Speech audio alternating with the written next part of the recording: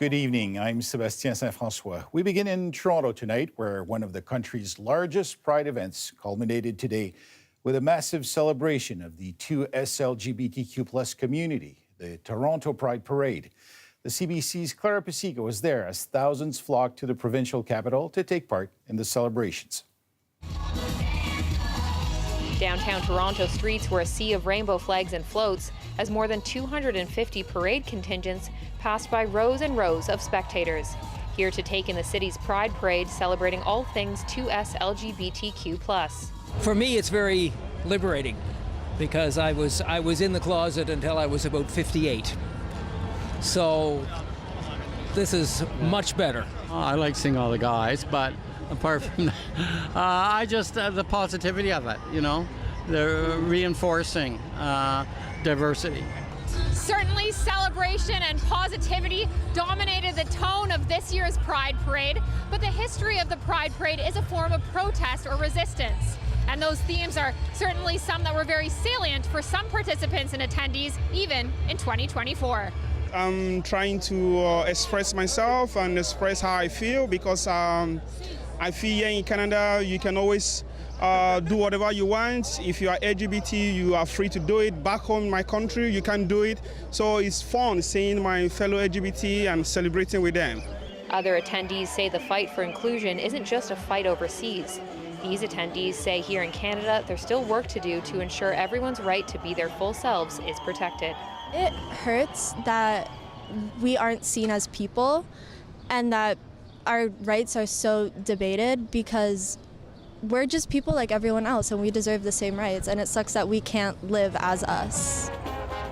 The Pride Parade and the wider festival is huge for the city and the country for more than just meaning making. It's also about money making. Pride Toronto is expecting 3 million visitors to have attended this year's festival.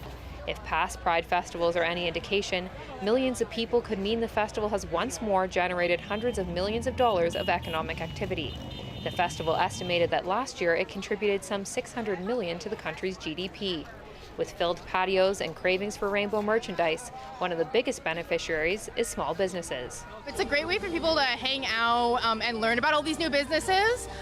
There's a lot that I have never even heard about when I was walking up and down, and it's a great way for even for business relationships. I met a lot of people that work on this street, and so I've made a lot of new friends.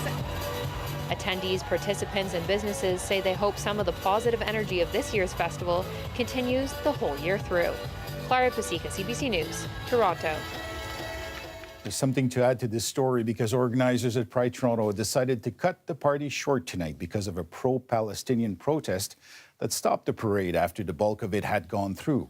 Pride Toronto released a statement tonight which read in part, quote, "Today we made the decision to cancel the remainder of the parade out of our commitment to ensuring public safety. While we deeply respect and uphold everyone's right to peacefully protest, our foremost priority is the well-being of all participants and spectators," end quote. Also in Toronto, police are looking for a suspect after 2 synagogues were vandalized overnight in North York. Members arrived this morning to several smashed windows. Whether it's an act of terrorism or anything, we cannot back down to it. We cannot be afraid of it. We have to be resilient, and we here take it very seriously, and we try our best to protect our membership during these times. The first incident happened around 3 a.m. Police say the person they're looking for allegedly threw rocks through the front windows before heading on a motorcycle to a second synagogue nearby. The suspect is described as being 5'7" to 5'9", wearing a light-colored jacket and a black helmet. Both incidents are being investigated as hate crimes. In a statement, B'nai B'rith Canada says, "We implore police forces to monitor Jewish institutions closely and vigilantly during this troubling time for Jewish Canadians." Well, the WestJet strike that has stopped, stranded, and frustrated tens of thousands of Canadians is still ongoing tonight. On the one hand, the two sides in the labor dispute are at least talking again. CBC News can confirm mediated negotiations between the airline and union are back on. But on the other hand, the tally is now at more than 800 canceled flights and nearly 100,000 passengers inconvenienced. The CBC's Nicole Williams takes this look at what passengers need to know. At airports across the country, canceled flights and growing frustration. I've been here from about 6 o'clock and I'm waiting for a standby flight, but they don't seem to get an answer. Tens of thousands of customers caught in travel limbo. I was waiting over the phone all day yesterday, 2 hours at a time, and then it would just kind of hang up on me. This man had just dropped off his brother's family at the airport for a long-awaited trip to the Philippines. And both of their flights just got canceled, but their Philippine flights are with a different airline. So they're not able to get anything done about that because it's right now their flight just got canceled, so now they're stuck here. Experts say the strike's timing is no coincidence, with an estimated 250,000 Canadians flying this holiday weekend. And for customers with canceled flights trying to rebook now, not easy. They're up against a brick wall, literally speaking. For one, getting through to the airline is difficult. Two, when you do get through, you may be told, we'll call you back or we can't take your call. Still, Canadian regulations say if canceled flights are within an airline's control, it's on them to find another way to get you to your destination. Experts warn rebooking with another airline on your own and expecting WestJet to pay the bill could be risky. If you do it yourself, you may have to go make a claim against them. That's probably going to take a long time and may be turned down. Experts say customers should also avoid accepting refunds for canceled flights. That absolves airlines from any other incurred costs associated with your trip, like a prolonged hotel stay. And if you can hold on until you reach an agent, you have a better shot of getting full compensation. Nicole Williams, CBC News, Ottawa. There's another potential transportation disruption brewing right now. This one could affect travel and freight services on Canada's rail network. Workers at CN and Canadian Pacific Kansas City Railways have voted to reauthorize strike action. That is, if they can't reach a negotiated settlement. Stoppages could disrupt Canada's supply chain, affecting consumers and businesses across the country. The workers' union, Teamsters Canada, says the rail companies want concessions on crew schedules, work hours, and fatigue management. CPKC says the union won't likely be in a legal strike position until mid-July. To Hamilton now, where one man is dead and two people injured after an early shooting this morning. It happened around 4:30 a.m. near Concession Road and Highway 6. Police say they arrived to find a man with non-life-threatening injuries who said he had been shot at a party at a nearby short-term rental. Police then went on to the property and learned about two other victims who had left the area, including a woman with non-life-threatening injuries and a man police say died in his car nearby. The victim has not been identified yet. The investigation is ongoing. As Toronto police report an uptick in crime related to the tow truck industry, the province is looking to clamp down on bad actors. Starting tomorrow, there will be new rules in place to further regulate the sector. Lane Harrison has the details.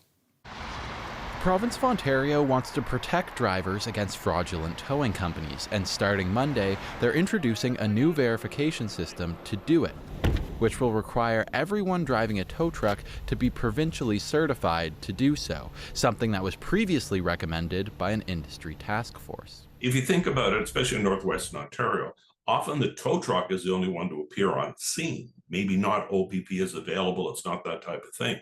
You certainly wouldn't want to have an OPP who's not certified in some way. So it's a very, very important job that the towing industry does for the province of Ontario and its people. And it should be controlled the way the Ministry of Transportation is directing it. The province has been overseeing the industry since 2021 because of both worries about weak regulation and police investigations into alleged organized crime in parts of the sector. The Canadian Tow Truck Association says of the nearly 450 municipalities in the province, less than 20 had tow truck regulations. And of those municipalities that did, the rules were different in every one. They were a lot of similarities, but a lot of differences as well. So the new regulation is to create something that's standardized across the province and covers off territories and areas where there was still difficulties that weren't being addressed. So, it keeps an operator that maybe potentially is a bad actor from migrating from one city to another. Toronto police say those bad actors have been active this year, with an increase in tow truck-related shootings and arsons, something also seen and captured on video in York Region. Towing conflicts in the GTA have historically been about territorial disputes and rivalries. However, it's important to reiterate that this issue involves a very, very small segment of the towing industry. Under the new provincial regulations, tow truck drivers who want to be certified will need to get a criminal background check and undergo mandatory training. Without a certificate, drivers could face fines, have their vehicles impounded, or lose out on future certification. Lane Harrison, CBC News, Toronto.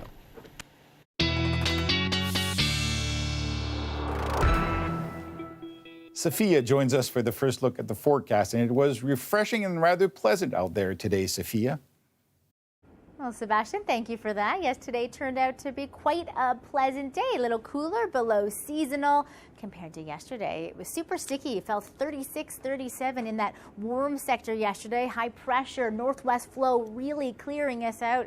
It was quite gusty and a few degrees below seasonal throughout the day. Today feeling like 12 into the overnight period. In fact, we hit our high today, which was 21, 22 into the pre-dawn hours before this northwest flow really kicked in, and there was a few showers around the region today as well. That makes it 18 days so far this month where we have recorded at least a trace of rain at Pearson.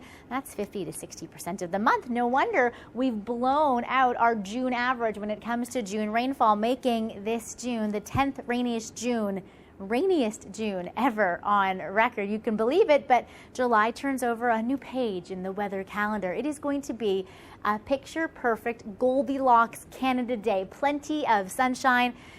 12 to 15 hours of sunshine. Warmer for those of you in the north. We have a bit of a lake breeze to contend with around the southern Great Lakes Basin. So that lake breeze making it feel about 2 degrees cooler, but really pleasant in cottage country for anybody that is poolside, dockside, or patio side. Even yesterday we had some rainfall icons still in the cottage country forecast, but it is much improved. That high pressure keeping any storm and rain systems further to the south. When does active weather return? I will have that for you in the long range, and we will also talk about the first major hurricane of the Atlantic hurricane season in the long range, Hurricane Beryl. Sebastian. Thank you, Sophia. More Canadian athletes were looking to book their ticket to the Paris Olympics at the track and field trials in Montreal today. The women's and men's 200 and 1500 meter races were in the spotlight. And here's Devin Heru with the story.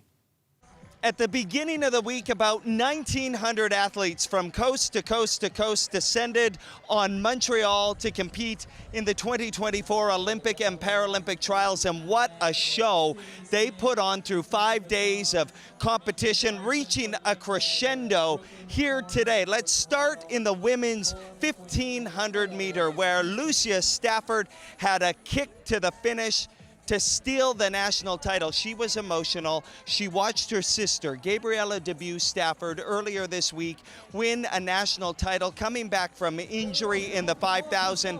That inspired her to win here today. Lucia Stafford heading to the Olympics. On the men's side, in the same race, Kieran Lum winning a national title, and now some anxious moments for him as he awaits to see whether or not he's done enough to qualify for his first Olympics. It looks like he's going to get in. Then the closing act, the women's 200 meter, where Audrey Leduc, in front of this roaring crowd, cheering her on to a sweep of the 100 and 200. And after the race, she said, "I am more present than I've ever been. I want to soak this up. Then I'll think about the Paris Olympics." And finally, Aaron Brown, 32 years old, winning a 12th national title. He's going to his 4th Olympics, and haven't we been treated to some memorable moments from Aaron Brown? And get ready for more. This is certainly the golden age of Canadian athletics. They'll close the chapter on these trials and stare right at Paris 2024. The team will be named on Tuesday. For CBC Sports in Montreal, I'm Devin Heru. From track and field to soccer now, and a big game for the Canadian men's team at the Copa America tournament in Florida last night. A win against Chile would have ensured that Canada advanced to the knockout stage. A draw in Canada would have needed outside help to get into the quarterfinals. And while Canada didn't win, the match did finish in a scoreless draw. That tie, combined with Argentina's 2-0 victory over Peru, means Canada advances to the quarterfinals. The team will play the winners of Group B, Venezuela, in the quarterfinals on Friday in Arlington, Texas. As for us, we'll be right back. Stay with us. Welcome back. Well, it's going to be a big day tomorrow in Uxbridge because the newly established Uxbridge Urban Provincial Park will open to the public on a limited basis for the first time on Canada Day. Hayden Waters got an early access tour of the site to learn more about the new park and its trails. This is kind of like, if there's a signature thing in this park so far, it's this tree so far. Any ideas how old it is? Oh, it's well over 100 years. Well over 100 years old. Okay, can you tell me where we are right now? We're in the trees, obviously, but where are we right now? We are in the township of Uxbridge in the newly established, as of July 1st, Uxbridge Urban Provincial Park. So this is a new provincial park. What kind of provincial park are we talking here, though? Well, this is an urban provincial park. We're working on a new classification just specifically for this park to be the first. Okay, got you. So this is new ground for Ontario Parks then, right? New ground, okay. Yes. Where do you go from here, figuring out how an urban provincial park works exactly? Well, the ministry has a proposal right now for a new park classification under our Provincial Parks and Conservation Reserves Act, and MPP Downey has a private members bill to introduce the idea of an urban classification. This was 20 years in the making, actually. A group of individuals and stakeholders really were looking to protect these lands. They're part of the trail network here in Uxbridge, along with the township of Uxbridge. And they came to the ministry last year in 2023 with a proposal to create a provincial park here. There's lots of trails here. So what was already here before, I guess, versus what is new now? Yeah, this was the property of a family, and they created a lot of these paths and trails that you see here now, and they still stand today. So we're just using them as a trail network. This is from a long time ago, or? From a long time ago, yeah, absolutely. It was the Tannenbaum family who owned this property many, many years ago. And then the province bought it, or it was given to the province? It was given to the province, yeah. This is the wetland area, and you see this deck. It was here as part of the property when the Tannenbaums owned the property. Do you have an area that stands out to you so far in this park? Oh my gosh, I don't think so, because everything is just so unique. We come out of a wooded area and we see a wetland, and then we can, walk back up and see beautiful old growth trees or beautiful large pines. What do you want folks that are going to be coming down as of July 1st, what do you want them to take away from their time in the park? We're stewards of the land, and I think it's our duty to really protect it and enjoy it. It kind of looks like we're in California or somewhere like that with these trees, right? This is not something I necessarily see out and about in Ontario every day, right? That's right. Here we are, Provincial Park. Thank you for giving me the sneak peek grand tour today. I'm excited for other people to see it as well. Yes, we're excited, and thank you for coming. Thank you. Nice place to stretch your legs. And if you're looking for another place to visit this Canada Day, there's always Toronto's annual RibFest, back for the long weekend. I'm going and trying different sauces to see which one is a good sauce, assuming the ribs are going to be the same quality. I want to try as many as possible because all of these seems really, really good. I just come and see which one looks good or what do I remember from last year. This place I remember from last year, so I was like, let's hit them up again. We actually have a favorite. We have our go-to spot that we go to every year. We've tried a couple over the years, but this one's always hit the spot. The festival kicked off on Friday evening, hosting live music and performances, theme park rides, and of course, food vendors. They each offer their own spin on what makes a delicious rib meal. And there are other food options at the event if you don't know what you're looking for. Admission is free, but donations are always welcome at the gate. The festival ends tomorrow night at 11. As Sophia mentioned earlier, Hurricane Beryl is forcing urgent preparations in the Caribbean tonight. People there bracing for a storm that has already made history. Beryl is the first Category 4 storm to take shape this early in the Atlantic season. Hurricane warnings are in effect in Barbados, St. Lucia, Grenada, and St. Vincent and the Grenadines.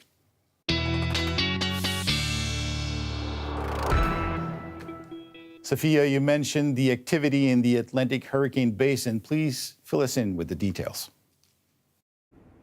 Sebastian, thank you. Yes, I wanted to fill you in on a situation that is rapidly intensifying. Hurricane Beryl, the second named storm of the Atlantic hurricane season, but the first major hurricane. Now, Beryl is already making history. We knew this Atlantic hurricane season was going to be record-breaking with abnormally warm ocean temperatures, the equivalent of where they normally should be at the peak of the hurricane season in September. Already, though, Beryl is making history, the earliest Category 4 storm on record. It is rapidly intensifying and beat out for the earliest Category 4 storm, Hurricane Dennis, that came back in 2005. As a reminder, this was the year that we had deadly hurricanes like Hurricane Katrina. Now, Beryl is on track, headed towards St. Vincent, Grenada, potentially even Jamaica and Barbados. We will continue to watch this for you with close eyes. Meanwhile, on the home front, all clear when it comes to Canada Day after what has been a really rainy June. Beautiful conditions around the region. We mentioned earlier, not only around the GTA, but also in cottage country, that you could see anywhere from that 12 to 15 hours of sunshine. In fact, a really sunny and fairly calm week. It's great because it's the week that many people take off to be at the cottage and poolside with that shortened work week. Tuesday, high pressure still in place, getting closer to seasonal values. It's Wednesday when the next blip of active weather comes back into the picture. Energy from the prairies merges with energy from the Midwest, and we have some afternoon rain and a threat for thunderstorms. That warm sector will not only bring in that storm energy, it also brings back in some humidity. Now, it won't be as oppressive as we saw 2 weeks ago, but still the mid-30s for some, and then closer down to seasonal into next weekend. Some of you will feel into the 40s for Wednesday, along with that active weather. Pretty good to end off the work week. We are looking at the potential of some active weather into next weekend. Enjoy this week, and a happy Canada Day again to you all. Thank you so much, Sophia.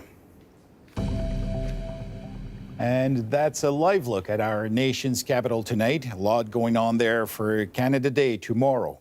The Royal Canadian Air Force will be marking its centennial with a parade in the sky tomorrow, and Canadian Forces snowbirds will be flying over Ottawa at 1 p.m.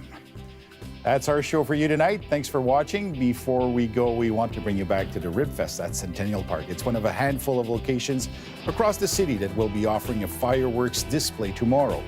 You can stay caught up on news anytime on our website, cbcnews.ca. Have a great night, everybody.